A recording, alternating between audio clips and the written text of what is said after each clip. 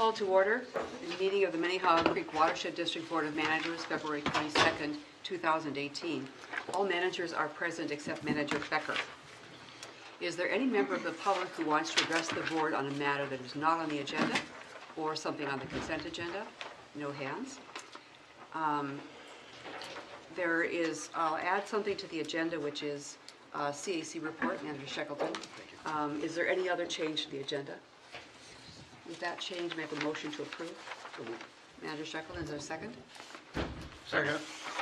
Thank you. Those in favor say aye. Aye. Thank you.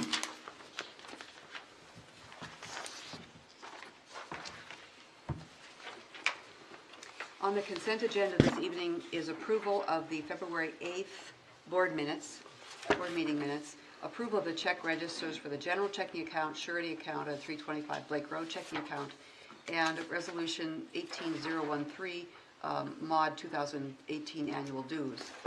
May I have a motion to approve the consent agenda? So moved. Manager Rodman, Second. Second, Manager Olson. Those in favor say aye. Aye.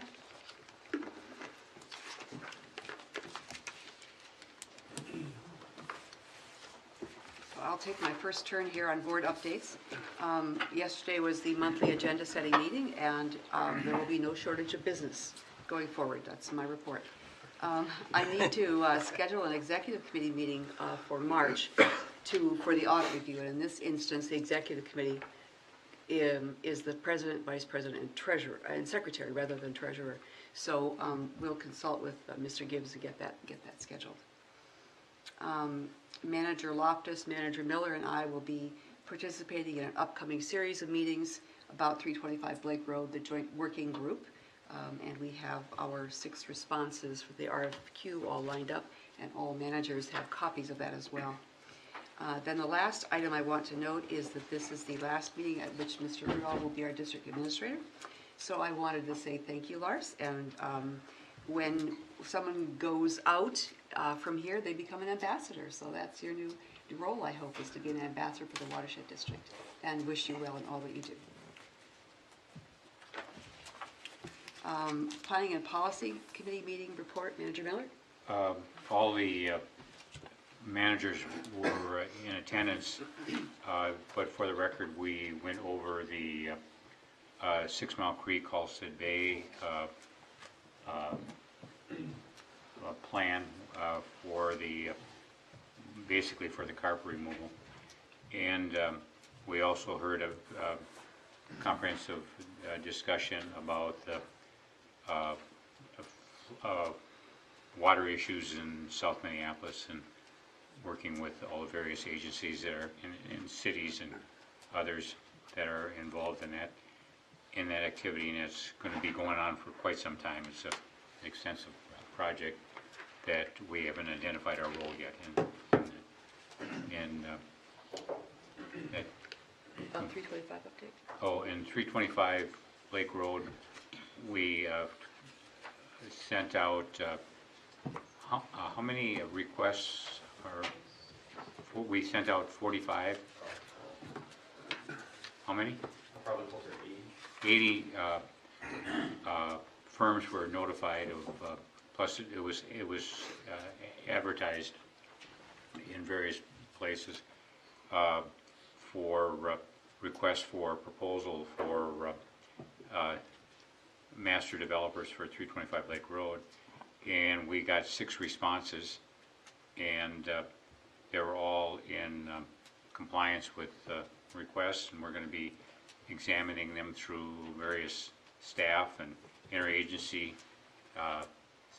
staff and interagency policymakers and everybody else to select one of the developers to work with as the master developer for the 17-acre site at 325 Lake Road.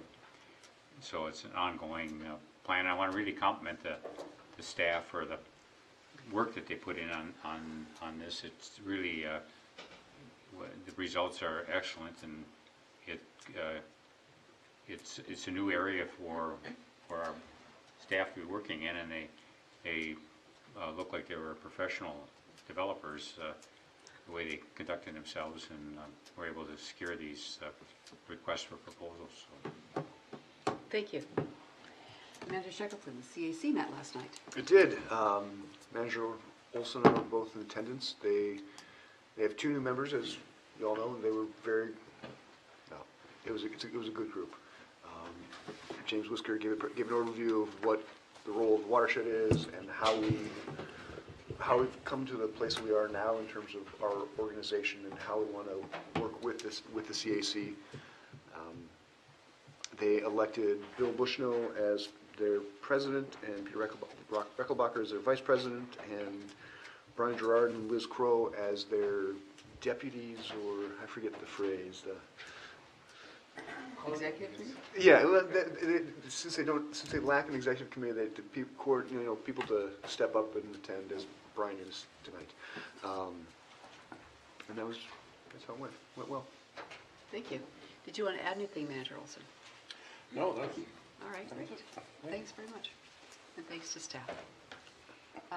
The upcoming meeting and event schedule you'll see is printed in the agenda.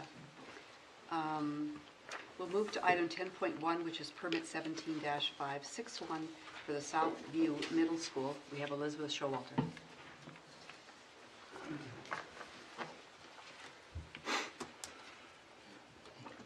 I've been told by the president not to harass you as your first presentation. Well, I didn't tell you. Well, you did, you told me. She didn't tell the rest of us. I just said I wasn't going to harass her. No hazing, All right. because even though it's your first presentation. Well, thank you. Too late, right? All right. Good evening, President White, managers. This evening, permit 17561 is for the Southview Middle School in Edina is before you at the request of a member of the public. I'm going to start with background on the project and discuss the real triggers, resident concern, and end with the staff recommendation. The project is located in the Minnehaha Creek subwatershed in the city of Edina, just north of the district boundary. It's located near the 162 interchange west of Pamela Park and southwest of Arden Park. And the middle school is part of a large campus of school district buildings, including the Edina Community Center. In 2016, the district permitted several projects on the campus, including parking lot reconstruction and artificial turf. Those improvements were treated by a series of rain gardens and underground storage for rate control. The current permit was reviewed under the Common Scheme of Development framework of the Stormwater Rule, which considers all land-altering activities since 2005 when determining treatment scope. The project includes construction of a small building addition on the south side of the building over existing impervious surface and a bus parking area on the north side of the school. The district's erosion control rule is triggered whenever a project disturbs 5,000 square feet or 50 cubic yards of soil. This project involves approximately 2 acres of land disturbance, so the rule is triggered. The applicant provided an erosion control plan including rock construction entrances, silt fence, inlet protection, and they will have their concrete washout on the truck, and final stabilization will include 6 inches of topsoil. The project as proposed meets the district's erosion control rule. The stormwater management rule is triggered whenever a project creates new or replaces existing impervious surface. This graphic is their utilities plan, and the area in yellow is the underground stormwater system they are proposing. The project combined with the 2016 improvements disturbs less than 40% of the site and increases impervious surface by less than 50%. So they are only required to treat the additional impervious surface. It's creating about 0.4 of an acre of impervious surface. The soils are type D, meaning that they do not infiltrate. So the abstraction requirement is being met through underground filtration system, which provides storage to reduce runoff rates and to meet the volume and phosphorus requirements. 2 vertical feet of separation, and that's a cross-section of that system. 2 vertical feet of separation are provided between the 100-year high water elevation of the system and the entrances to the school. The site drains to Minnehaha Creek through existing storm sewer, so impacts to downstream water bodies are not applicable since bounce and inundation do not apply to water courses. The project as proposed meets the stormwater management rule. The resident requesting board consideration of the permit cited concerns about frequent flooding in the area. While the district must make permitting decisions based on the adopted rules, staff did coordinate with the city to understand the potential impacts to localized flooding. The 2018 draft of the Edina Surface Water Management Plan includes detailed modeling of the 10 and 100-year storm events. Upstream of the proposed impervious surface, flooding occurs during the 10 and 100-year events, and the city's 2011 Surface Water Management Plan identified undersized storm sewers in that residential area as the cause of the flooding, meaning that the middle school project would not be able to address the cause of the flooding, but would also not worsen it. Flooding also occurs downstream of the project at the intersection of Concord and 58th Street during the 10 and 100-year events. The 2018 plan identifies a lack of capacity in the downstream storm sewer as the cause of the flooding, and identified a number of potential changes to the way that the storm sewers are routed to increase capacity. The proposed project is reducing or maintaining both runoff rates and volumes, and therefore will not exacerbate the existing flooding. It won't really do much to lessen it, but due to the soils on site prohibiting infiltration, there's no real ability to further reduce runoff volumes. The staff is recommending approval of the permit with 2 conditions: NPEDS coverage and an amendment to the existing programmatic agreement to include underground filtration systems, as the current agreement only applies to rain gardens. And with that, I'm ready for any questions. All right. At this point, we would open the floor up to members of the public who'd like to speak to the board on this matter. And then after that, the board will take it under consideration. Is there anyone who does want to speak to this? Very well. I see no hands. May I have a motion to approve permit 17561? Move approval. There's a motion. Is there a second? Second. Thank you, Manager Rodriguez. Any questions or comments for Ms. Showalter? It was a very nice presentation. Thank you. You have a pleasant voice, and it was succinct. And we apologize for not harassing as we should have. Well, you have the next permit to do that. There you go. Fair enough. There's still time. All those in favor of the permit, not the action, of the permit, say aye, please. Aye. Aye. Any opposed? Thank you. We'll move to permit 17-512 for Edina Flats.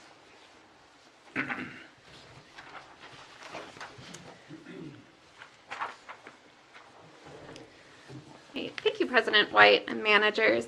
Permit 17512 for Edina Flats is before you, also at the request of a member of the public. Once again, I'm going to start with background on the project, discuss the rule triggers and resident concern, which deals with site contamination, and provide staff recommendation. The project is located in the city of Edina, just north of the district boundary, near Pamela Park and the 162 interchange, pretty similar to the last project. It is entirely within the district's legal boundary, which is shown in red on the map, but it is primarily in 9 Mile Creek's hydrologic boundary, which is shown in black. Staff's coordinated with 9 Mile in review of the permit. The proposed condo development includes 19 units in 5 buildings. The project consists of 2 portions, Part A, which is at the intersection of Valley View Road and Kellogg, and at Part B at the intersection of Valley View Road and Oak Lawn. These properties implicate the common scheme of development framework of the stormwater rule, which is proposed to be applied to 2 adjacent sites under common or related ownership despite the intervening parcel. The applicant does not own Part B, which is currently being used as a hair salon. So tonight, staff is recommending consideration of the erosion control and stormwater plans for the entire project, but the applicant will need to provide additional materials for staff approval prior to beginning work on the smaller Part B portion. And I'll go into that a little more in the recommendation. Project involves 1.25 acres of land disturbance. So the district's erosion control rule is triggered because it's over 5,000 square feet or 50 cubic yards of soil. The applicant has provided an erosion control plan, including rock constructions, entrances, perimeter control through silt fence, and inlet protection. They will also be using a concrete washout contained on a truck and will be providing 6 inches of topsoil. So the plan as proposed will meet the erosion control rule. The stormwater management rule is triggered whenever a project creates new or replaces existing impervious surface. Since they are proposing creating about 4/10 of an acre of impervious surface, the rule is triggered. The project is disturbing the entire site, and phosphorus rate and volume control need to be provided for the entire site's impervious surface. The project includes 3 best management practices, or BMPs. The primary is an underground infiltration system, treating the area in yellow, infiltration basin, treating the area in green, and a rain garden, treating the area in blue. The volume control section of the rule requires the applicant to abstract the first inch of rainfall over the impervious surface.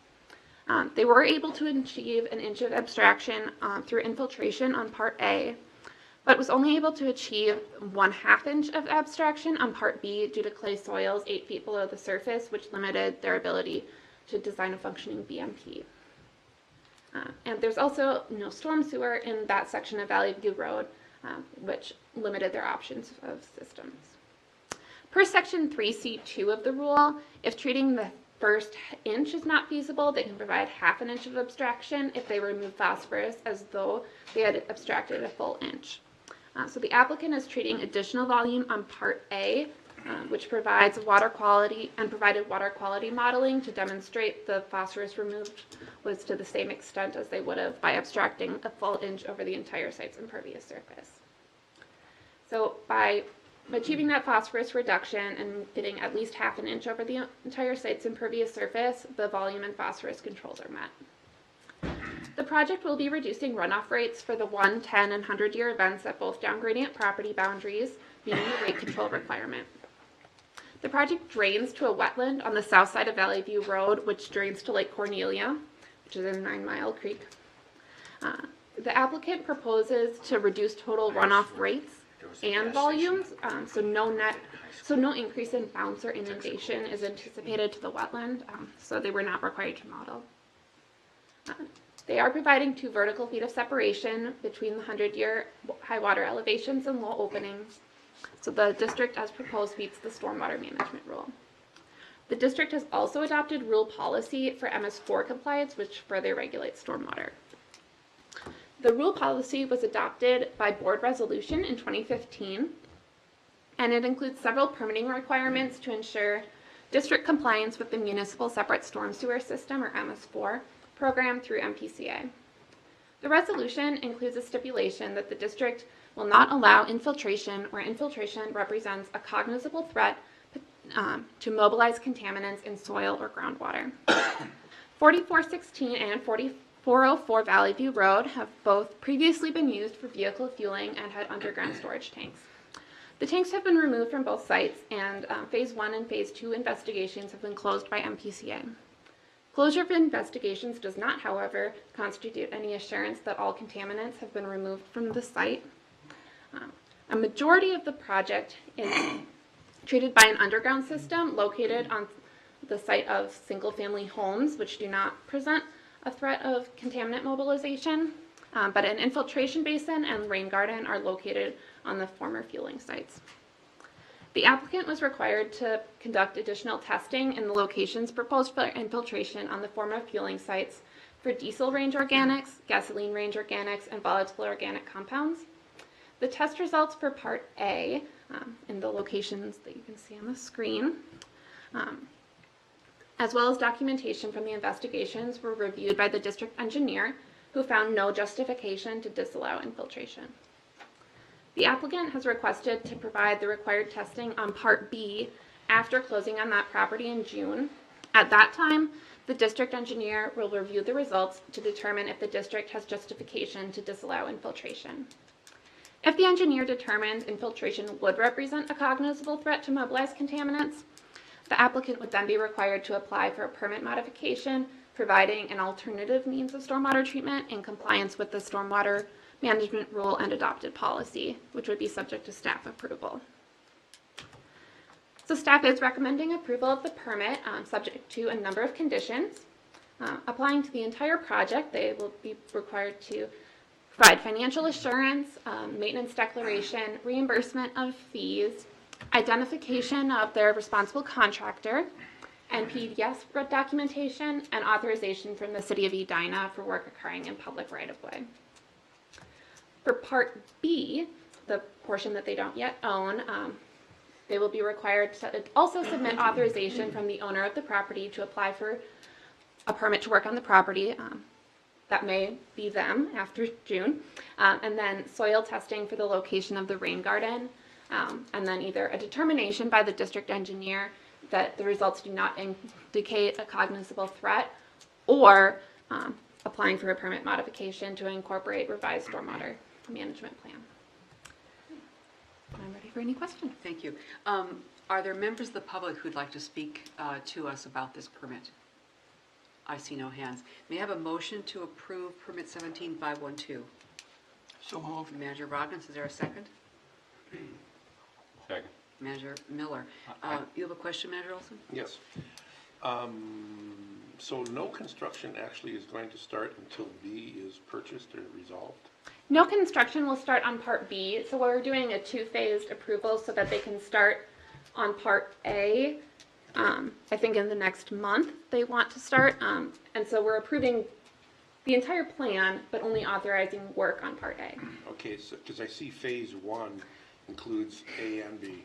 Yes, I tried to block out all of the phase 1, phase 2 items from the site plans because it is quite confusing, but they're going to start on 4416 Valley View Road, then do 4404, and then do the portions of the project that are on the north side of that larger chunk. Right. Thank you for that clarification. Manager Miller. I've got to disclose that I probably contributed to that pollution because I used to work at that Texaco station when I was in high school. So, 40 years ago? yeah, longer than that actually. What pollution? Yeah, there's quite a bit of pollution there. Obviously, we're careful All these enough. gas stations with tanks. Manager Shackleton. So it is kind of interesting to see how the legal boundary is very different from the hydrological boundary right in that area. I guess my question is, can you describe what the exchange was like with 9 Mile and how their rules compare to our rules? So their rules are fairly similar to ours. There's a few kind of like bureaucratic differences, but our regulations are pretty much the same. And they had no problem with us regulating it, because I think that our rules are pretty much the same as theirs and a little bit stricter. So. Okay. How are they different? Well, I can't say for certain, but I think that our district council may have been involved in drafting them. And so he might be able to answer that question. That was a good move. Very good. Mr. Smith. Madam President and Manager Shackleton, unfortunately, I can't give you a specific difference, but I would say that our experience is generally they're the same kind of criteria. In the question that you're dealing with about the infiltration and the potential risk of exacerbating contamination, the 9 Mile takes the same approach. Just wanting an assurance from soil borings and other information that the engineer's in a position to review it and be comfortable that infiltration is an acceptable practice. Okay. Well, it's good to be careful. It's Yeah. wonderful. Thank you. Any other questions for Ms. Showalter? All those in favor, please say aye. Aye. Any opposed? Thank you. Thank you. Nice job. Nice pivot. And thank you, members of the public, for attending this evening.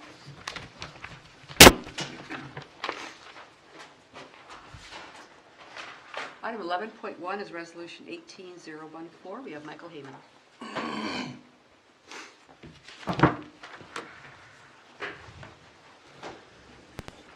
Good evening, Chair White, managers. I am before you this evening seeking authorization to execute a grant agreement for the Minnehaha Greenway 325 Blake Road Stormwater Management Project.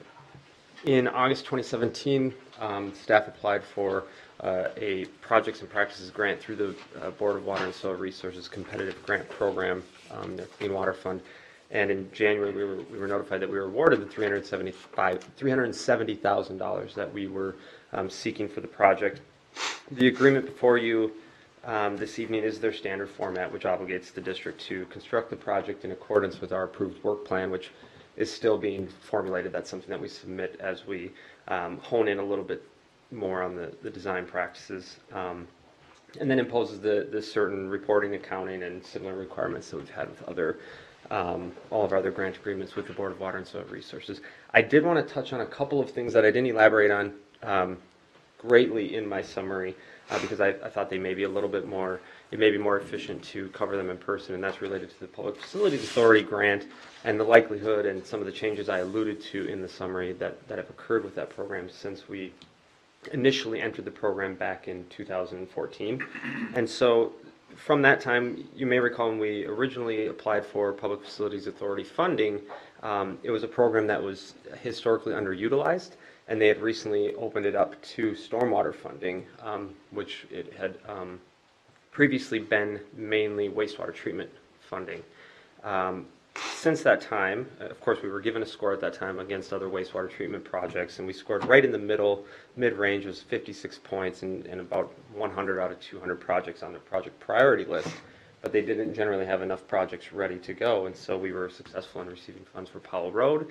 And at about that time, because of the challenges they'd had with the program, they opted to modify the program, and they now fund up to 80% of a project and up to a cap of $7 million, where previously it was $3 million.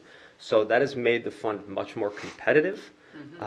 As noted last year, we did not receive funds for our Lake Street diversion because although we are competitive in terms of a score, they exhaust their funds much more quickly with projects coming in seeking up to $7 million. And at that 80%, a lot more of the wastewater projects have been able to get off the ground.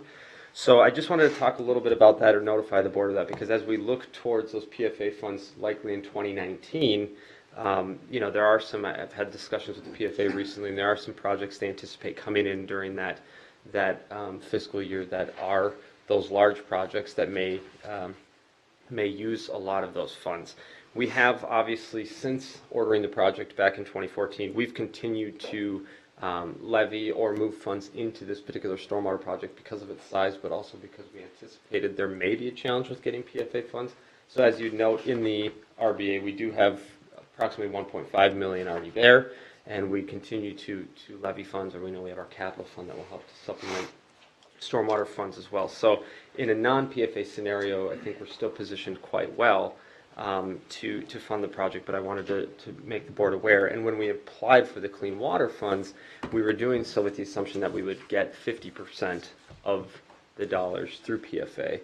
So hence why it was a $370,000 ask, just sort of calculating what we may receive, what our required match would be, what could not be matched based on PFA funds and things of that nature. So overall, the project completion still is in line with what we've been talking about, integrating the project with the master developer, and this grant, the execution of this grant agreement provides for a 3-year window for us to implement, so it falls right in line with our plans. So with that, I'd be happy to take any questions. Thank you. Is there a motion to approve Resolution 18014? So moved. Manager Shackleton, second. Second. Manager Miller. Anybody have questions for Mr. Heyman? All in favor, say aye. Aye. Any opposed? Thank you.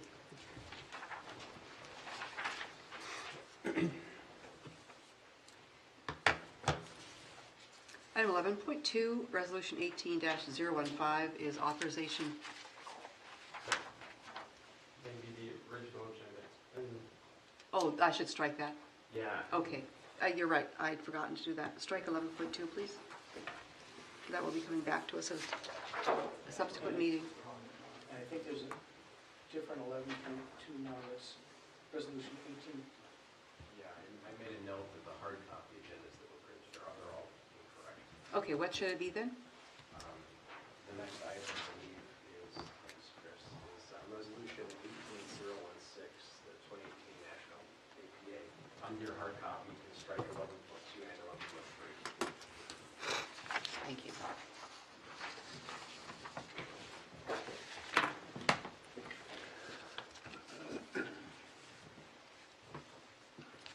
So, 11.2, Resolution 18016. Anna Brown. Thank you, President Wine, managers. So we are requesting $7,500 to send 3 staff to the National American Planning Association Conference in April of this year, 2018. The National American Planning Association Conference covers a very wide range of planning topics, including many that are relevant to the work that we do here at the district. And it's notable that really in the last sort of 3 to 5 years, the APA has become increasingly cognizant of water resources as an emerging issue in planning, and has been looking for ways to increase its ability to work cross-disciplinarily with the water resources community. So perhaps we can sort of meet them in the middle there. Both the balanced urban ecology policy and strategic direction call for us to increasingly work with partners sort of outside of the realm of traditional water resource management, particularly in the realm of planning and land use, to both increase the impact of our work and also to add value more broadly to the communities that we serve. We are in the process of developing a land use policy plan to effectuate the sort of second prong of our strategic direction to influence policy. And a piece of that is to increase both our regional and national recognition, in part through attendance at conferences and particularly presentations at conferences.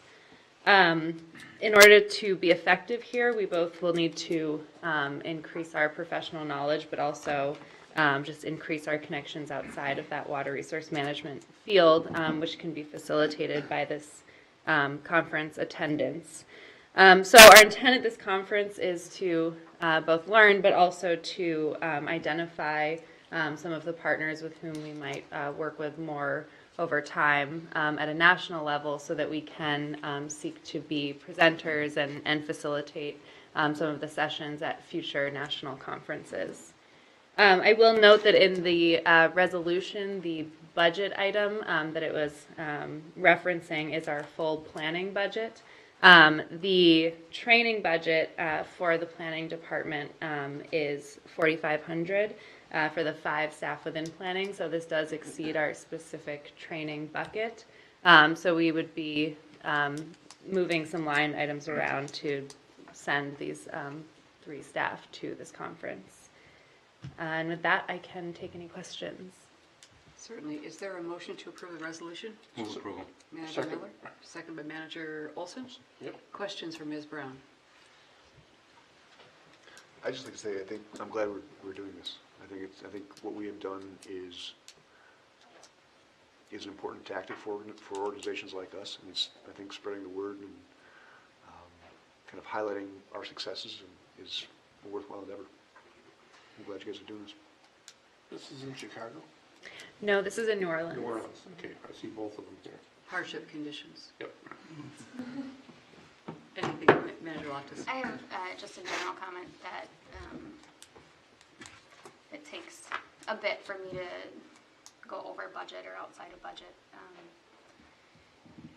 And then I wanted to, just so that the board knows and the public and staff knows, I'll just be abstaining from this vote based on the timing of the information. I wasn't able to read through it and kind of digest it, receiving it yesterday. So rather than take action without an ability to have some due diligence on it, I will be abstaining, but wanted you to know why. Certainly. Anything else? All those in favor say aye. Aye. Any opposed? And 1 abstention. Thank you. Thank you. Staff take note. Have the information available. So I'm working from an inaccurate agenda. Is the next item the employment agreement? Yes. Okay. So move to Resolution 18-017, approval of employment agreement between MCWD and Mr. Whisker. And I have asked Mr. Smith if he would cue this up for us. Sure.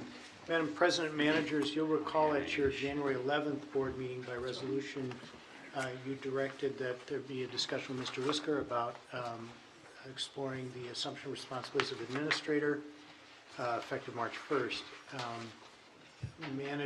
President White, managers Miller and Loftus were identified as a group to be liaisons to meet with Mr. Whisker and myself to explore that conversation.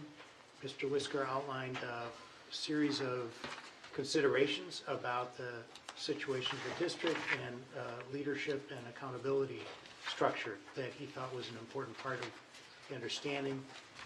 We also had a discussion at the board retreat on February 8th to review that information.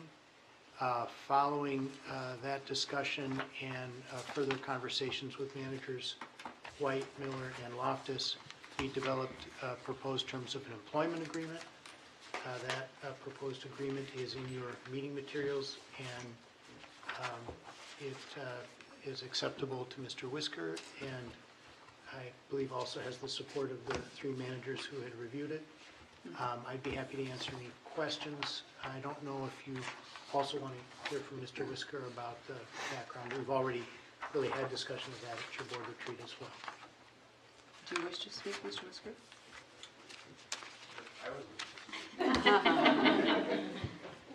Thank you, Mr. Smith. I think I don't have any other questions. Okay, you can stay where you are then. Is there anything else before we vote? I want to thank everyone for the time put into this and very thoughtful approach, and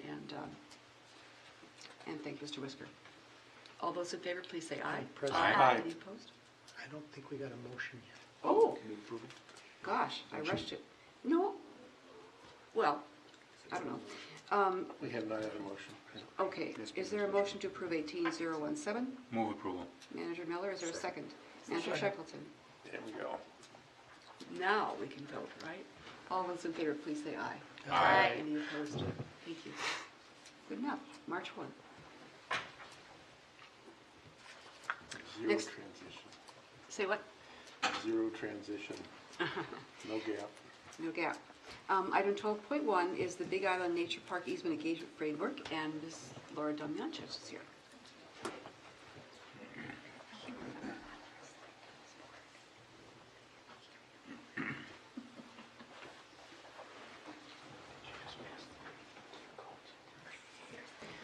Good evening, President White, managers. At the February 8th meeting of the Board of Managers, it was requested that staff come back with some greater detail about the concept plan provided by the City of Orono regarding improvements within Big Island Nature Park, and we intend to do that this evening. Tonight, I'd like to provide a review of significant elements of the concept plan for the district to consider, given the restrictions placed by both the conservation easement and guidance provided by the management plan as well. And to provide a near-term timeline for coordination between district staff and city staff, and the district board and the city council as well. And also provide an update on recent coordination between staff in terms of a letter of understanding. Oh gosh, this is the wrong PowerPoint. That's a nice one, though. Oh, that seemed a little off. Let's see if I can pull up the right one. Test us.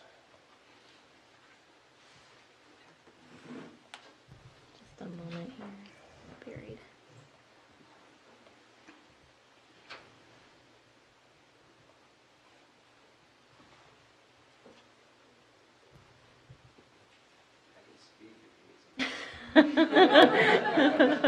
Now's your chance.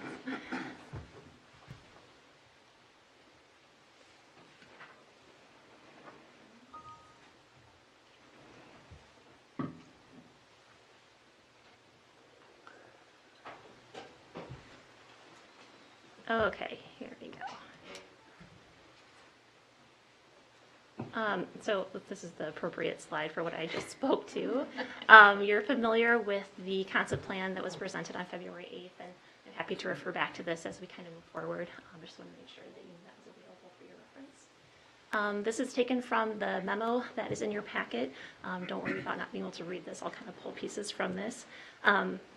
Essentially, it details specific proposed actions in the concept plan and restrictions placed on those actions both by the easement and the guidance provided by the management plan. For the board's consideration, I've selected several elements of the concept plan that the board may want to review specifically and provide an analysis of how the easement and management plan consider those elements. First, the city proposes conversion of existing trails to meet ADA requirements. That's proposed in both the natural area and the recreation areas as well. Some specific easement restrictions regarding that action is that widening, lengthening, and relocating is allowed only with district approval, and that an existing trail from the dock to the existing pavilion may be reconstructed to provide ADA access. The management plan guidance on this element is that the city must provide or identify areas of the park to make ADA accessible, and also to assess the feasibility and requirements needed to make those trail segments ADA accessible. Second on the list is the construction of a restaurant facility within the recreation area. Easement plan easement restrictions here state that structures may be constructed, maintained, or replaced in accordance with the management plan. And then the management plan guidance here is that the city must consider if construction of a restaurant facility is feasible given the history of vandalism within the park. That the existing septic system will require inspection and pumping if it's to be used, and that the city should only be providing facilities and amenities that are compatible with the level of recreational activities intended.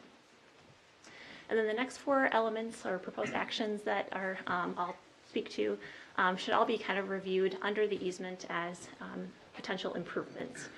There isn't any specific guidance in the easement or restriction in the easement about these items. They really reference the management plan for existing or for new improvements. And the first of those four is to provide for park-wide security measures to prevent vandalism, both in the recreation area and natural area. And the management plan guidance here is that security measures are needed given the history of vandalism in the park. The next item in that group is interpretive signage within the recreation area. The management plan guidance here is that it is recommended and that the city should assess the need for the signage and also the appropriate format for the signage, and that the design should be consistent. Third would be installing trailer bollards to prevent illegal vehicle use within the park, both in the natural area and recreation areas.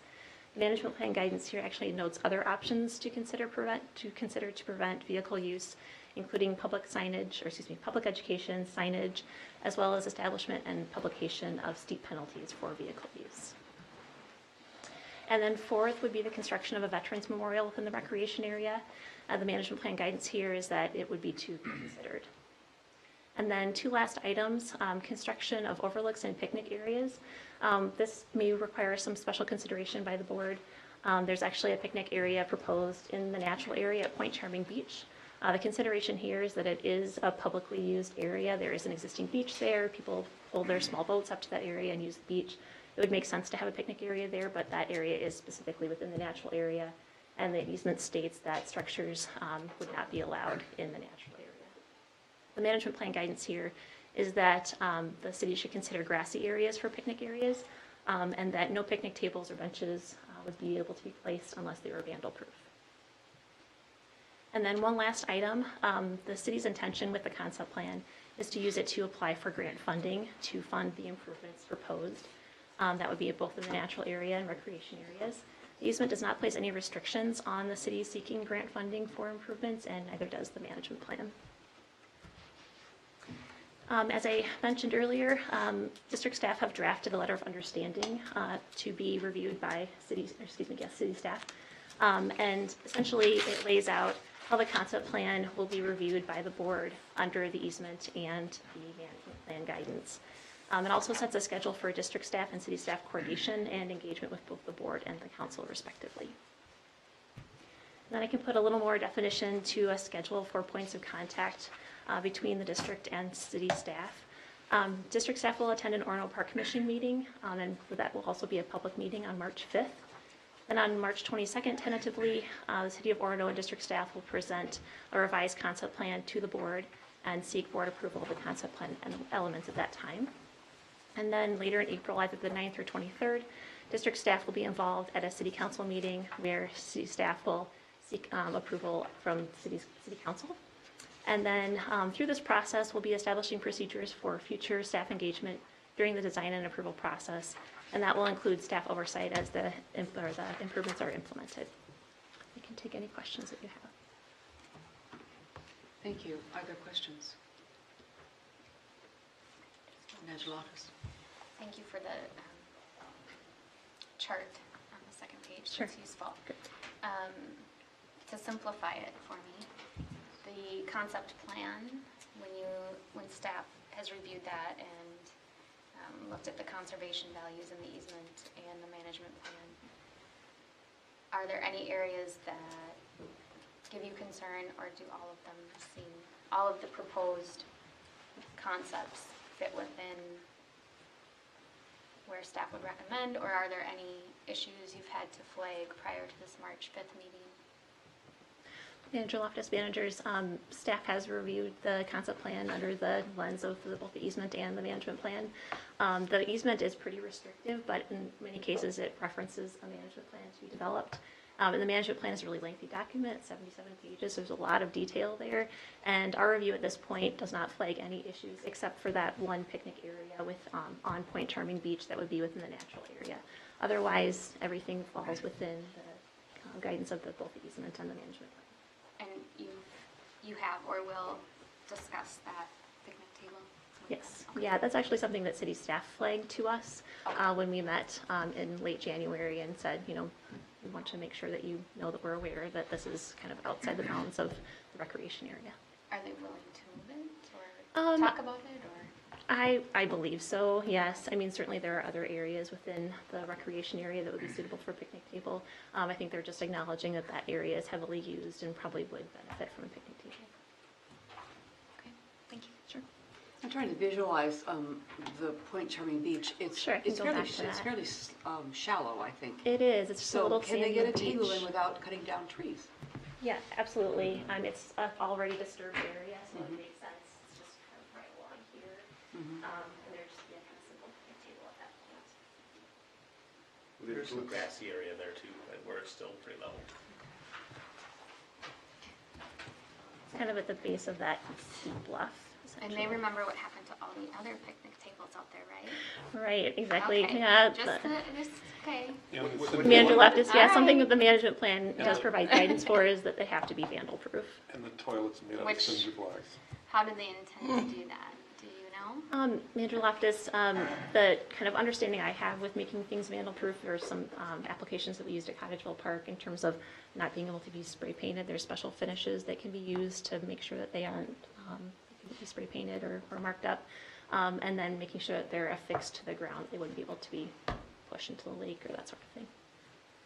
Those of us from the Running Water Caucus are left curious as to what happened to the previous tables. Well, we have a special brand of humor, I guess, on the island, and it's Pray do tell. it's very entertaining to apparently hook things up to a vehicle via whatever mechanism you can Chain. find and rip them out of the ground. All the toilets. And all then Signs. the really fun part is when you leave them on the ice Oh, in gosh. spring, and then they sink when the ice gets weak. You know, you can put Yeah. all kinds of, you can have Do you on the island have a lottery to see when bet on it, when yeah, things what will day sink? ice out is a Yeah. guess every year, and you could just watch the picnic. So a lot of equipment, ends up in the middle of the lake. It's, things that have concrete footings get ripped out. Yeah. You wouldn't think, you couldn't do it with human power, so it's machine power to Sure. pull them out. So it's real effort. I mean, that takes effort to get something like that out of the ground, but The West Metro's finest, th- putting their engineering yeah, skills to work. I don't know, I mean, I assume it's youth without a lot of constructive things to do, but, I didn't go back and reread the management plan, though I did read it once.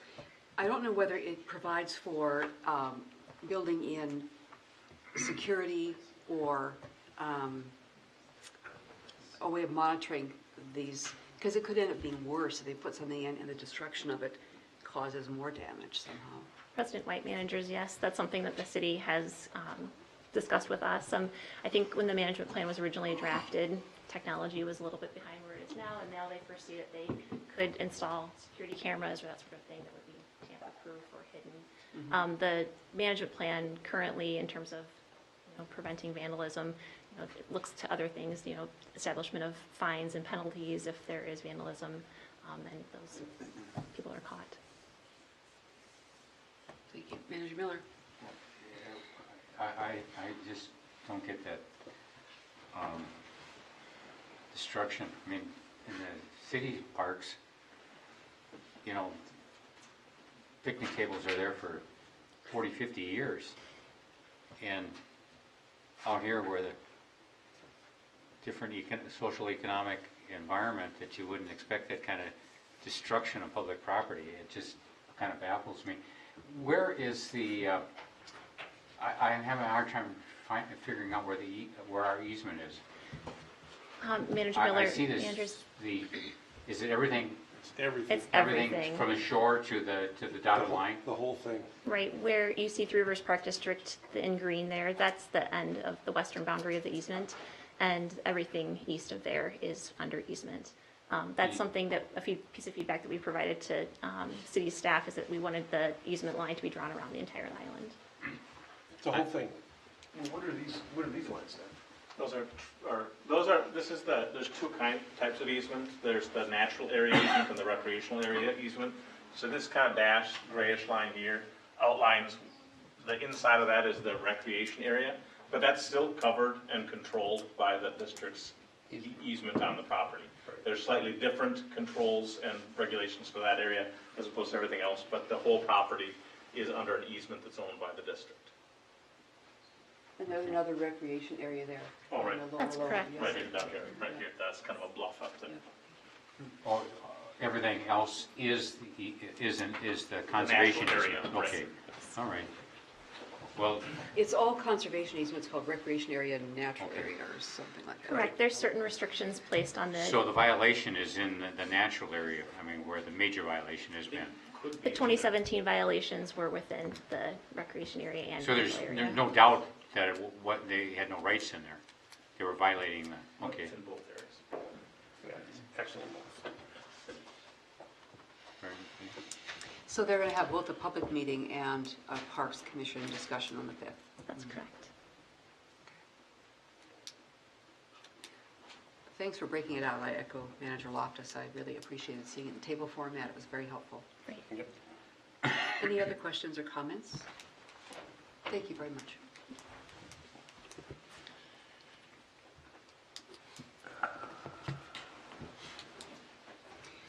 Item 13.1, the Administrator's Report. Mr. Erdahl.